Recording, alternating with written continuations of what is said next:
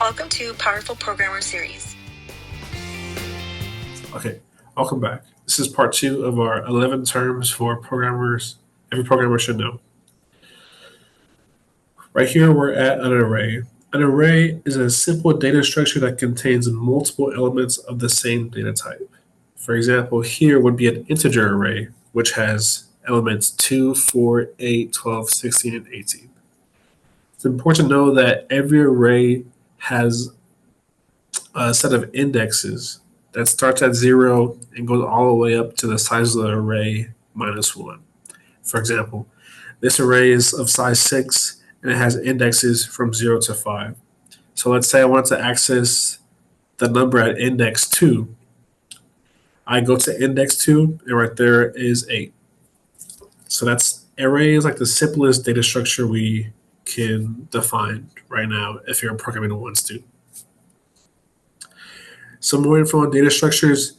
A data structure is one of the most important aspects of programming languages. It's what makes or breaks your code. It's an efficient way to store data, and they're very, very important to learn. You'll learn about them in Programming 3, essentially. Programming 2, you'll sort of learn about them, but they're very imperative to learn. And here's a brief introduction. So an array is a data structure, for example. It's one of the simplest ones. There's things like stacks, queues, linked lists, trees. These may not seem familiar, but you will learn about them if you're going on to become a computer scientist or a programmer. For example, this one on the left, on the bottom, a stack, is a structure where you go in with some data, you build it up. If you want to access any data in the structure, you must first take out the elements on top of it. Think of it as a pancake stack. If you want to access a specific pancake in the pancake stack, you have to take off the ones on top. A queue, you think of it as a line. For example, if you're in a line to go get coffee at a coffee shop, you start at the back of the queue. And if you want to get out of the line to go get coffee, you must wait for everybody else in front of you to get out. Next up are functions. Functions are essentially like they are, if you've seen them in math, it's a procedure that is called to perform a specific task. It can or cannot be based off input arguments, and it can or cannot return an output based off the arguments.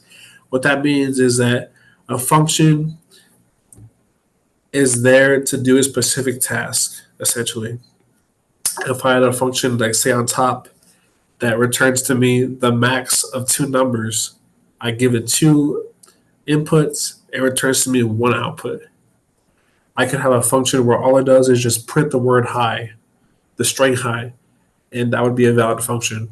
A function is what we use in programming to break up our code into smaller and smaller tasks so that tasks can be done more efficiently, our code becomes more readable, and we're able to see where our code is messing up when we're debugging a lot easier. Next is the scope of a function, the scope of a value. The scope of a variable is where a variable is valid, essentially.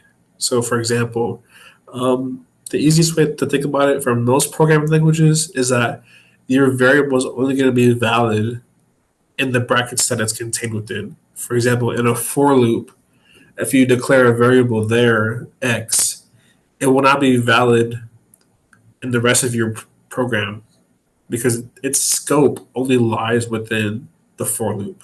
And as you can see here, you have more examples of scopes. The sum variable is only valid in the function sum, etc. Next is an algorithm. An algorithm is a finite set of instructions that performs a procedure such that when given an input, an output is produced. More on that later. Thank you for watching. That's a wrap up for today's episode of Powerful Programmers Series. Thanks for watching. If you enjoyed this video, don't forget to hit the subscribe button. Until next time, keep learning, stay curious, and we'll see you in the next Powerful Programmers episode.